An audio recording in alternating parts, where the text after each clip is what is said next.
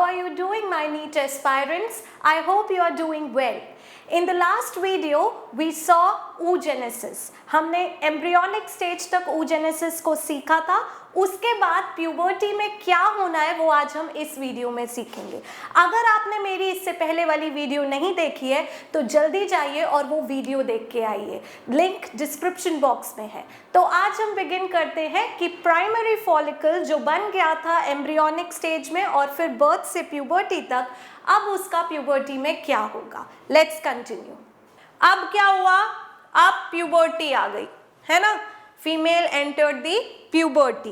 Puberty पे अचानक से क्या होगा, प्यूबर्टी पर अचानक से hypothalamus of the brain secrete करेगा क्या, गोनाडोट्रोपिन रिलीजिंग हार्मोन. आपको पता है कि जो भी फॉर्मेशन होता है गेमीट का वो कुछ सेक्स हार्मोन्स के कंट्रोल में होता है ना. तो गोनाडोट्रोपिन रिलीजिंग हार्मोन हाइपोथैलेमस से सिक्रीट होके कहाँ जाएगा, पिट्यूटरी के पास, और उसको सिग्नल देगा कि भाई मैच्योरिटी आ गई है, अब तुम क्या सिक्रीट करो, FSH और LH, follicle stimulating hormone and luteinizing hormone.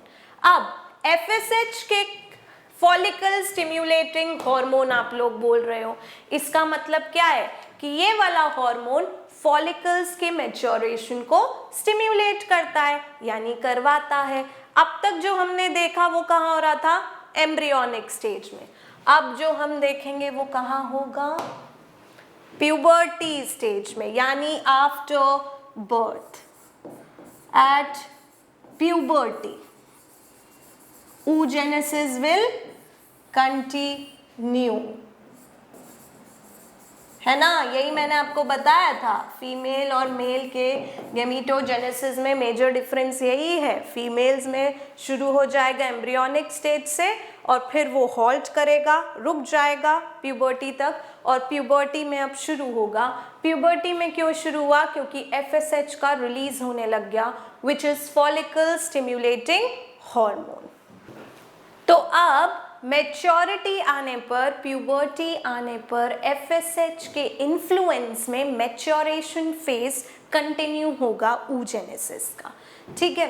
So at puberty सबसे पहले तो आप लिखो अंडर द इन्फ्लुएंस ऑफ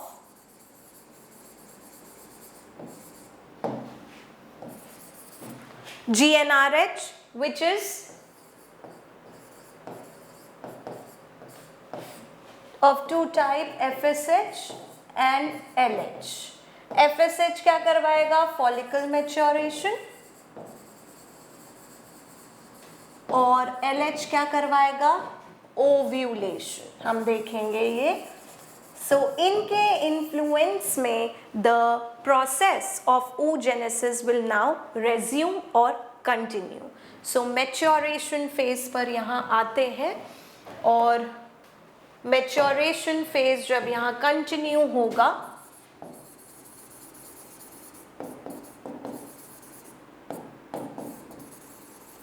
तो किसका फॉर्मेशन होगा.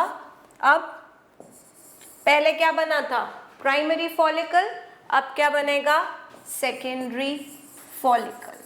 Formation of secondary follicle.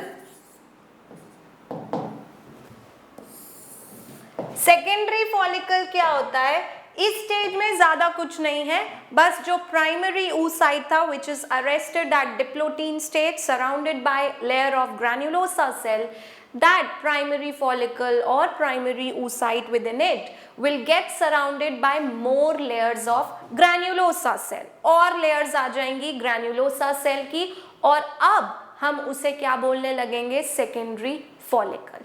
ठीक है. सो इसमें आप लिखिए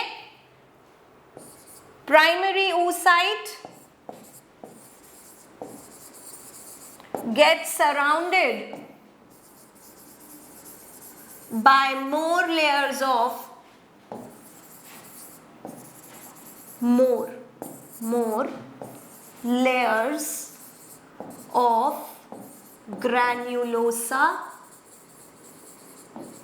cells and now called, क्या बोलेंगे जल्दी बताओ?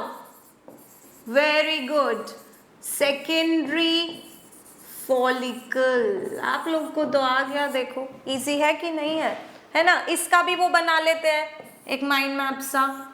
सेकेंडरी फॉलिकल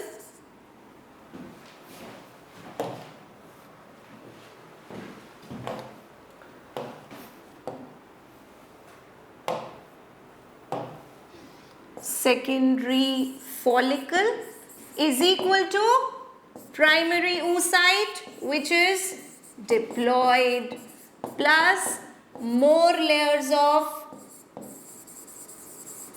granulosa cells जिसको मैं GC लिख रही हूँ। ठीक है, क्लियर हुआ सेकेंडरी फॉलिकल क्या है? सो सेकेंडरी फॉलिकल बनेगा। ये कैसे होता है? हर मंथ हर ओवरी में प्राइमरी फॉलिकल्स का ऑल्टरनेटिवली मैच्योरेशन होता है, जहाँ पर प्राइमरी फॉलिकल ग्राफियन फॉलिकल तक मैच्योर होगा। तो प्राइमरी के बाद पहले सेकेंडरी बनेगा, जिसमें प्राइमरी oocyte आएगी plus more layer of granulosa cells आएंगे, और इसके साथ साथ एक थीका लेयर भी आएगी। Theca is covering and theca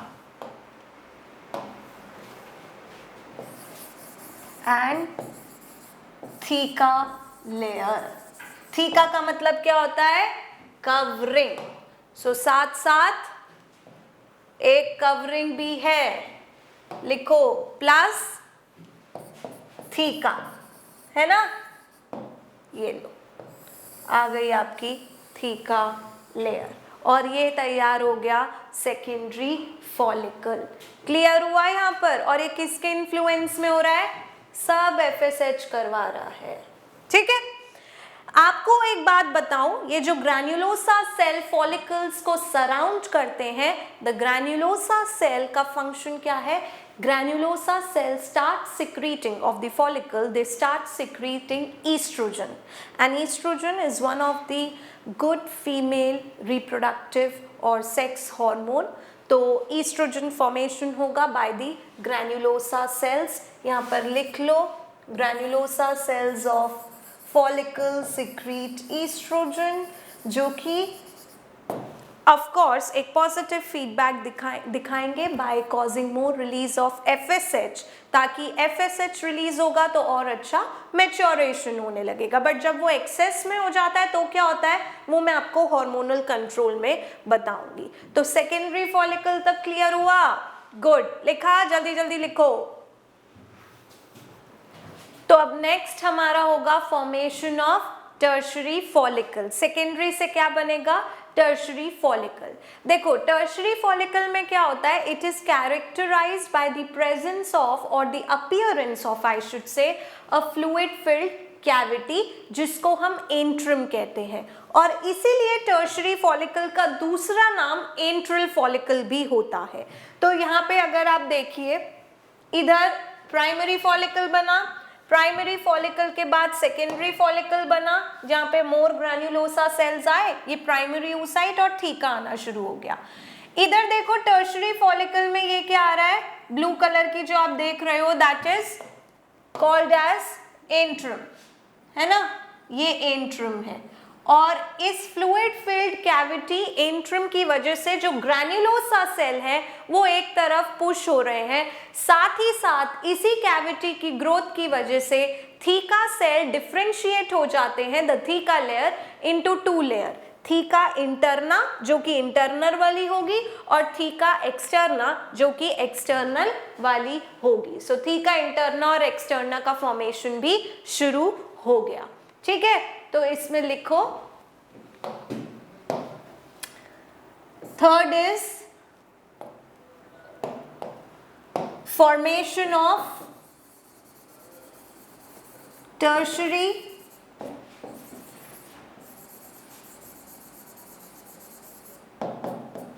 follicle.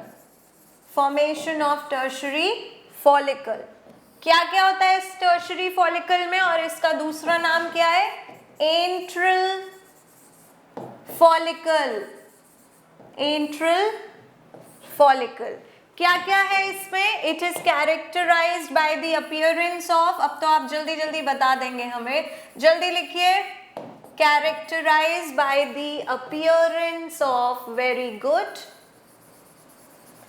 fluid filled cavity called antrum, cavity called antrum, and so is the name antral follicle, इसलिए इसको antral follicle कहते हैं। दूसरा क्या है? that there will be appearance of antrum, आया, antrum की वजह से antrum causes differentiation, antrum की ग्रोथ से डिफ्रेंसिएशन होने लगता है, किसका? वेरी गुड, थीका का, into 2 layers, theca interna and theca externa, theca interna and theca externa. आया? थीका इंटरना को हम लिखेंगे TI और थीका एक्सटर्ना को हम लिख लेंगे TE, ये दोनों हो गए, है ना। इसके साथ साथ और क्या हुआ? एंट्रम आया, थीका का डिफ्रेंसिएशन हो गया, ग्रैन्युलोसा सेल्स तो आ ही गए हैं। अच्छा, ये जो फ्लूइड फिल्ड हम बोल रहे हैं कि फ्लूइड फिल्ड कैविटी है, what is fluid of antrum called? Fluid of antrum is called as liquor folliculi. Liquor folliculi is the name given to the fluid present inside the antrum. And what is the function of this fluid? To provide nutrition, to provide nutrition to the growing, किसको देगा बताओ? कौन है follicle के अंदर? कौन बैठा हुआ है फॉलिकल के अंदर?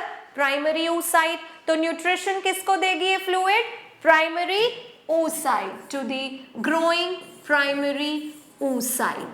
अब ग्रोइंग प्राइमरी oocyte से मतलब है कि जब टर्शरी फॉलिकल बनेगा तो within the tertiary follicle primary oocyte is going to complete its first meiotic division. Primary oocyte किस पे अरेस्टेड था? Diplotene stage of prophase 1 of meiosis 1। Very very good. अब वो टर्शरी फॉलिकल में अपनी stage को कंप्लीट कर लेगा, यानी मियोसिस 1 को, और कंप्लीट करते ही किस में एंटर करेगा? मियोसिस 2 में। मियोसिस 1 के 2 सेल्स होते हैं, product meiosis 1 give rise to 2 cells. यहाँ पर जो मियोसिस डिवीजन है वो अनइक्वल डिवीजन है, ठीक है। कैसे, मैं आपको बताती हूँ।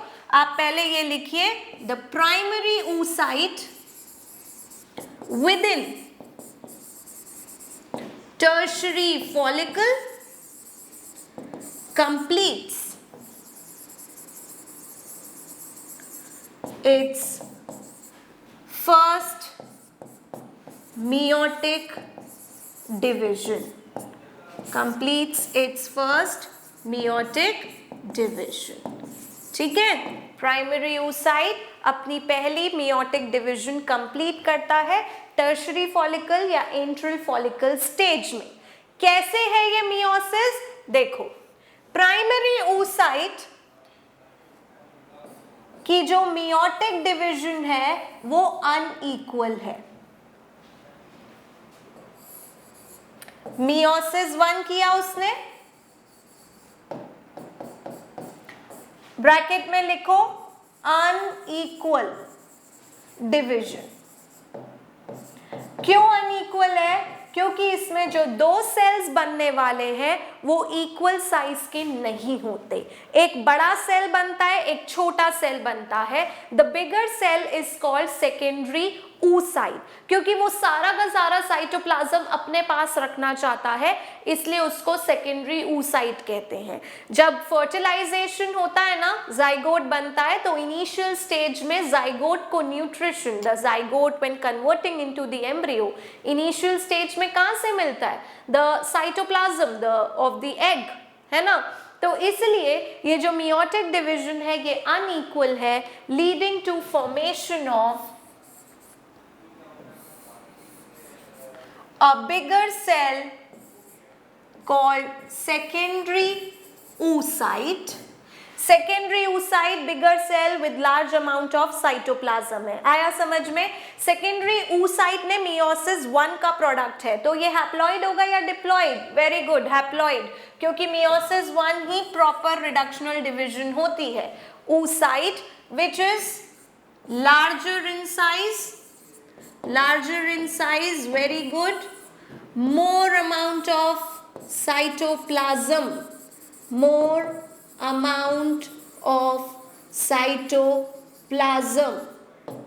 ठीक है। और जो सेकेंड प्रोडक्ट होता है वो एक छोटा सेल होता है जिसको बोलते हैं first polar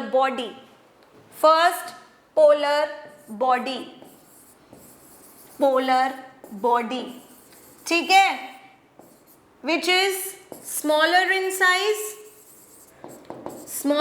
size, less amount of cytoplasm,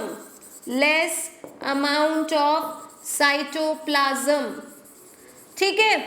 अब इनकी जो सेकेंडरी oocyte है और फर्स्ट पोलर बॉडी है, इनका फेट क्या है, आगे जाके होना क्या है, बन तो गए।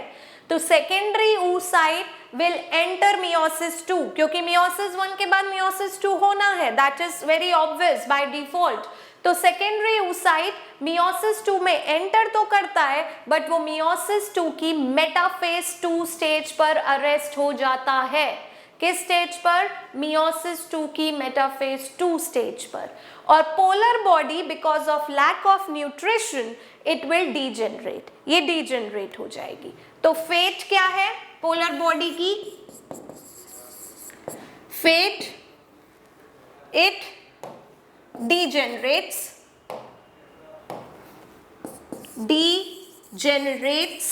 जल्दी जल्दी माइंड मैप बना लो। और इसका क्या है? Enter meiosis 2 and get arrested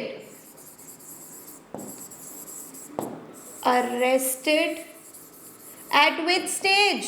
जल्दी बताओ। वेरी गुड, वेरी गुड यार, तुम लोग को तो आ गया अब। Metaphase 2, very important, very important, it get arrested at metaphase 2 stage।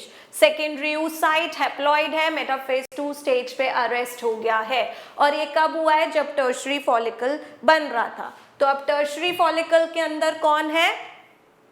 Secondary oocyte है, ठीक है। अब सेकेंडरी टर्शरी फॉलिकल, आपका जो एंट्रल फॉलिकल जिसे कहते हैं, वो फर्दर मैच्योर होगा into Graafian follicle.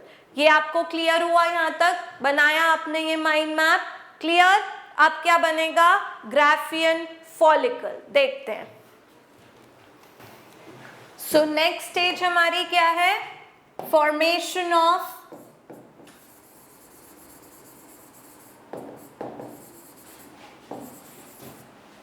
Graafian follicle. देखो मैंने ग्राफियन में जी कैपिटल लिखा है, क्यों? क्योंकि ग्राफियन वर्ड एक साइंटिस्ट के नेम से लिया गया है जिन्होंने ग्राफियन फॉलिकल को डिस्कवर किया था। So Graafian follicle is named after the scientist de Graaf. किसके बेसिस पर ये नाम है? डी ग्राफ के बेसिस पर। टर्शरी फॉलिकल जब बना तो उसके बाद वो मैच्योर हो रहा है ग्राफियन फॉलिकल में। सबसे पहला पॉइंट, डी ग्राफ ने इसको डिस्कवर किया, इसलिए नाम ग्राफियन फॉलिकल। अब इस फॉलिकल में ऐसा क्या अलग है जो बाकी टर्शरी में नहीं था? तो यहाँ देखिए, देखो क्या हो रहा है यहाँ पर। जो एंट्रम है, अगर आप ध्यान से देखो, ग्राफियन फॉलिकल और एंट्रल फॉलिकल में क्या डिफरेंस है? एंट्रम जो है बड़ा हो गया है, सबसे पहला पॉइंट, यानी growth of antrum continuous. So the first feature of Graafian follicle, growth of antrum continuous. अब मैंने आपको बताया था जब एंट्रम आएगा तो ग्रैन्युलोसा सेल पुश हो जाएंगे. अब ये और ग्रो हो रहा है, so the granulosa cell get push towards one side, और जो आपका सेकेंडरी oocyte है, if you see it clearly, ये एक ही लेयर ऑफ ग्रैन्युलोसा सेल से, ये जो पिंक वाली है, सराउंडेड है, and this layer of granulosa cell is called corona radiata. क्या बोलते हैं? Corona radiata, which is made up of some proteins, hyaluronic acid and the carbohydrates. ठीक है, और ये जो एक तरफ सेल ये पुश हो गए, forming this bridge like structure जो आप देख रहे हैं, इसको हम क्यूमुलस ऊफ्रस कहते हैं. मैं आपको दिखाती हूँ.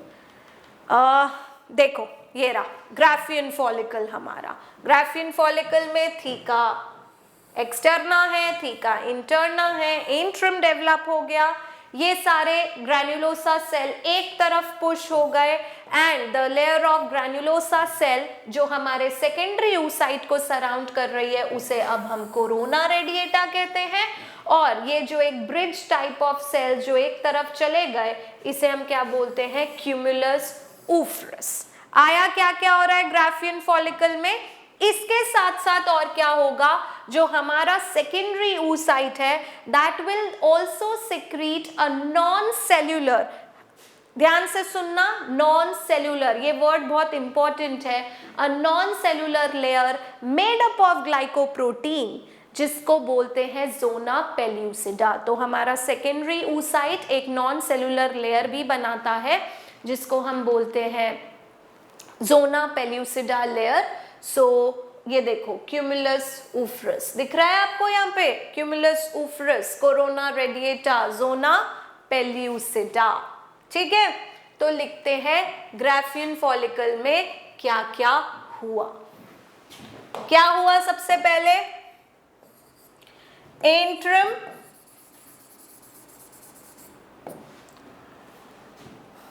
grows further. ठीक है, pushing the granulosa cells away. Single layer of granulosa cell surrounds the secondary oocyte called as, जल्दी बोलो, very good, corona radiata. Very very good. ठीक है, तो इसकी ग्रोथ से एक single layer of cell surround हो रही है सेकेंडरी oocyte से, जिसे हम क्या कहते हैं? Corona radiata. और ये कोरोना रेडिएटा किसकी बनी है? मेड अप ऑफ, केमिकली किसकी बनी है? कोरोना रेडिएटा, क्योंकि ग्रैन्युलोसा सेल की सिंगल लेयर है, इन सेल के बीच में स्पेसेस होती है which is filled with a polymer, mucopolysaccharide का polymer which is hyaluronic acid. तो हाइल्यूरोनिक एसिड है, कुछ प्रोटीन्स हैं, कुछ कार्बोहाइड्रेट्स हैं. So it is made up of hyaluronic acid, some proteins and carbohydrates, है ना. इसका फंक्शन क्या होता है कोरोना रेडिएटा का? कोरोना रेडिएटा का फंक्शन है to supply some proteins to the oocyte. तो ये प्रोटीन्स सप्लाई करता है oocyte को, है ना. फंक्शन भी लिख लेते हैं कोरोना रेडिएटा का. फंक्शन किसका? कोरोना रेडिएटा, जिसे मैं CR लिख रही हूं. पहला है to provide proteins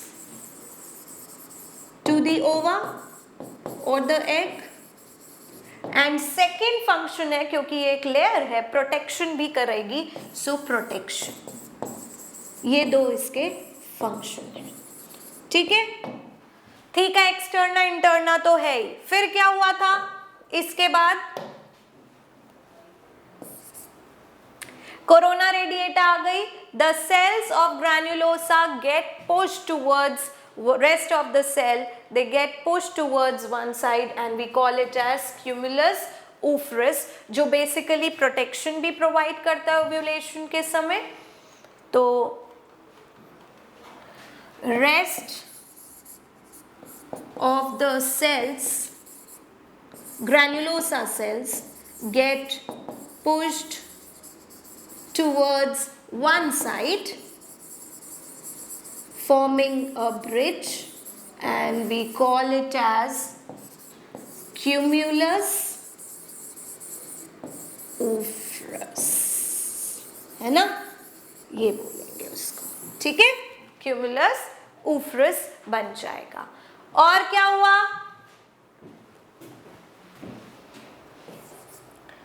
secondary oocyte which is diploid और haploid, haploid क्योंकि meiosis 1 का है, किस पर अरेस्टेड है? मेटाफेज 2 पे अरेस्टेड है।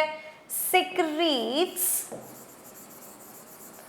a non cellular, very important ये आता है कि which layer of egg is non cellular, not made up of cell, it is non cellular layer called zona pellucida। बहुत इंपॉर्टेंट है पेल्यूसिडा, ठीक है, जोना पेल्यूसिडा, नॉन सेल्यूलर, ये भी अंडरलाइन करो। और जोना पेल्यूसिडा किसकी बनी है? It is made up of glycoproteins. Glyco means sugar, proteins means polymer of amino acid, तो ये ग्लाइकोप्रोटीन की बनी है। कोरोना रेडिएटा का फंक्शन हमने देखा, जोना पेल्यूसिडा का क्या फंक्शन है? Zona pellucida is a site for attachment of sperm during fertilization, it initiates acrosomal reaction and it prevents polyspermy. Polyspermy, poly means many, sperm और spermy means sperm, so fusion of one egg with many sperm, उसको वो block करता है ना। Function क्या है zona pellucida के? लिखो आराम से, अटैचमेंट साइट फॉर, जल्दी बताओ, very good, for sperm during fertilization, during fertilization,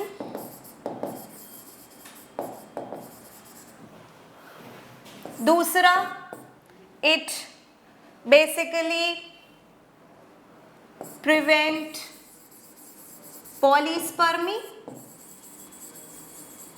polyspermy prevent करता है ना, मैंने अभी आपको बताया, पॉलीस्पर्मी प्रिवेंट करता है ना, मैंने आपको अभी बताया, एंड initiates acrosomal reaction, जिसमें स्पर्म का एक्रोसोम केमिकल सिक्रीट करता है ताकि वो डाइजेस्ट कर सके different layer of ovum.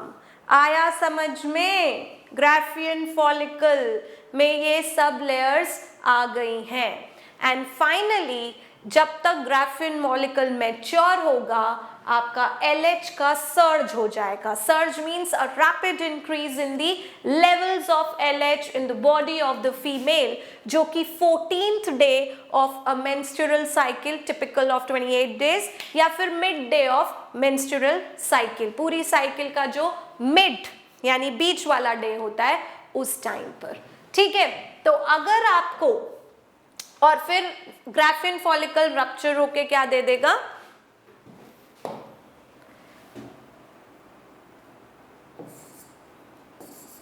At mid day of menstrual cycle LH surges, very important. LH surge अगर होता है Graafian follicle ruptures to release secondary oocyte which is arrested at metaphase 2, and this is called ovulation. Starting में बताया था ना कि ovulation LH surge की वजह से है, और कौन पिक कर लेगा? Fallopian tube.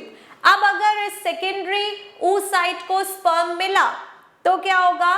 फ्यूजन होगा. फ्यूजन के टाइम पर सबसे पहले न्यूक्लियस के फ्यूजन से पहले क्या होगा? सेकेंडरी oocyte जो कि अरेस्टेड था मेटाफेज 2 स्टेज पर, वो अपनी मियोसिस 2 को कंप्लीट करेगा, क्योंकि स्पर्म क्या कंट्रीब्यूट करता है? न्यूक्लियस और proximal centriole. Proximal centriole which is contributed by the sperm helps in breaking the metaphase apparatus and it initiate anaphase promoting complex, जिसकी वजह से वो एनाफेज में एंटर करता है. फिर टीलोफेज, साइटोकाइनेसिस होता है कैरियोकाइनेसिस के बाद, and again a division. So if secondary oocyte meets sperm,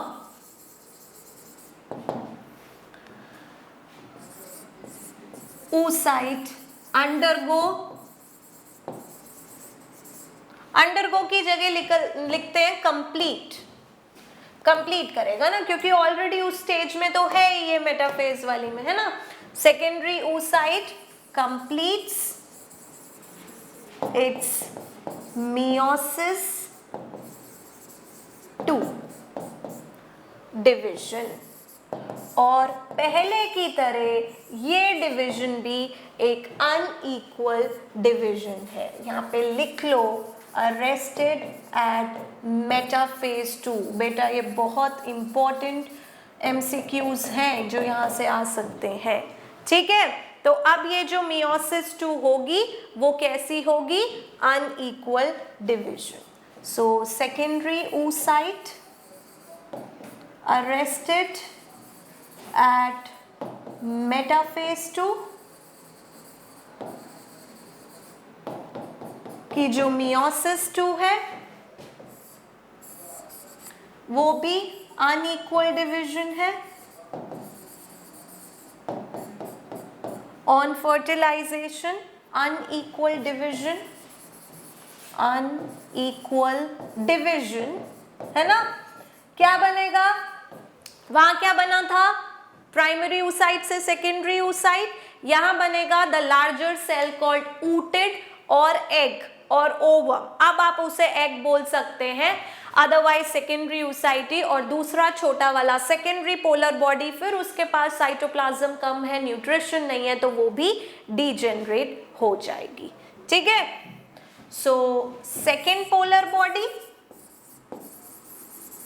which is small again, and इसका फेट क्या है? डीजेनरेट्स, है ना. और यहां क्या बनेगा? ooted और एग, जिसका फेट क्या होगा? Fertilizes with nucleus of sperm to form. Very good. हम सभी अपनी लाइफ कैसे शुरू करते हैं? एक सिंगल सेल्ड ज़ाइगोट की तरह, डिप्लॉइड, और ये इसका फेट, हैप्लॉइड. ये तो हैप्लॉइड है ना, और फिर जब ये फर्टिलाइज करेगा तो वो डिप्लॉइड. यहाँ पर पूरा आपका oogenesis फिनिश हुआ. आया आपको समझ में, है ना. एक क्विक रिकैप देखते हैं. देखो क्या हुआ?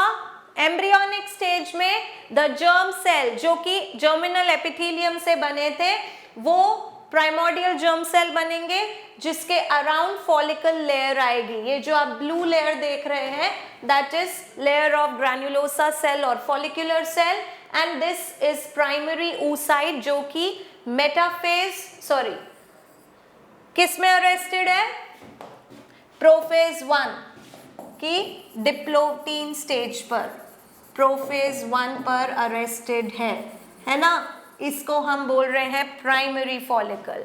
फिर आएगा सेकेंडरी फॉलिकल जिसमें और लेयर आ गई, देखो अभी एक सिंगल लेयर थी, अब और लेयर आ गई ग्रैन्युलोसा की, है ना।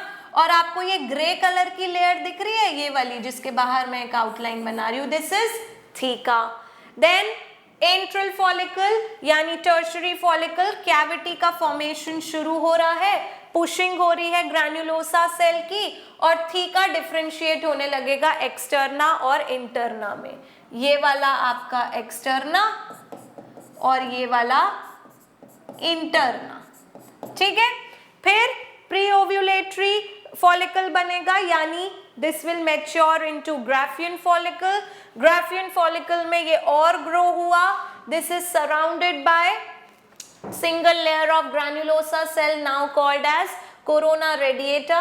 ये जो इधर पुश हो गए सेल, ये cumulus oophorus, and finally by the time it matures LH का सर्ज हो जाएगा और ये रिलीज हो जाएगा क्या बाहर, secondary oocyte arrested at metaphase 2, क्योंकि जब एंट्रल फॉलिकल बना था तो ये जो था आपका ये सेकेंडरी oocyte था अरेस्टेड एट मेटाफेज 2, क्योंकि टर्शरी फॉलिकल के अंदर ही होता है, and finally it is released with corona radiata, some cumulus oophorus cell, the zona pellucida and the plasma membrane जिसको विटिलाइन मेम्ब्रेन भी कहते हैं।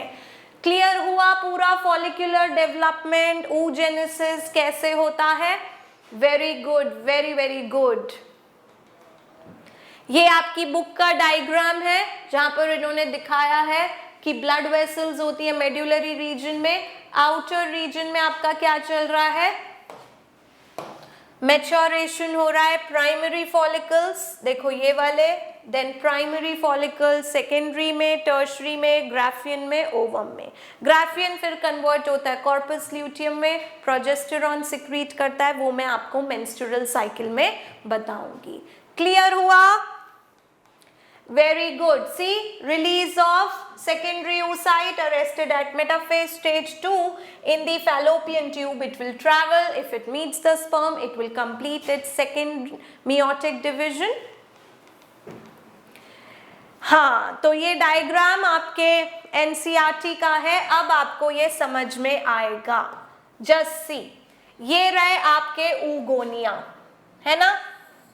oogonia undergo mitosis, multiplication phase, increase in number, फिर वो थोड़े से डिफ्रेंशिएट हो जाएंगे, ग्रो करेंगे into primary oocyte.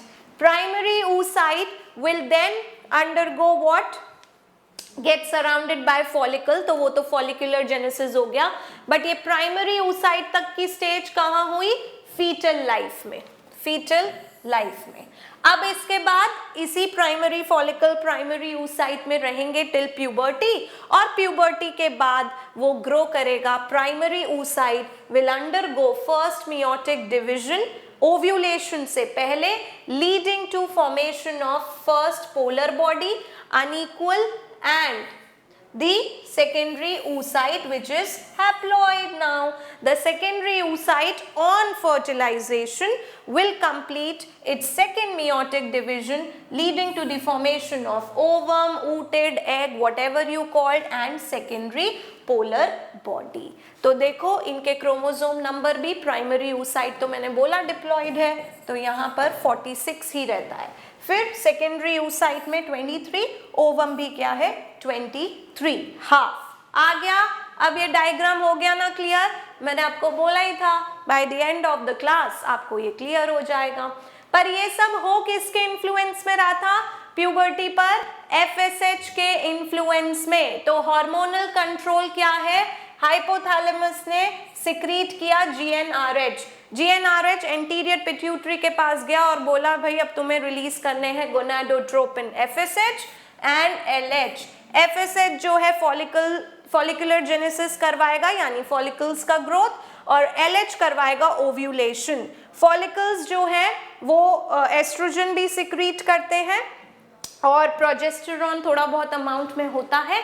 तो एस्ट्रोजन जो है वो पॉजिटिव फीडबैक दिखाता है, यानी FSH का सिक्रीशन और भी ज्यादा, देखो एस्ट्रोजन एक तो FSH का सिक्रीशन और LH का एस्ट्रोजन LH के सिक्रीशन में पॉजिटिव फीडबैक दिखाएगा, है ना।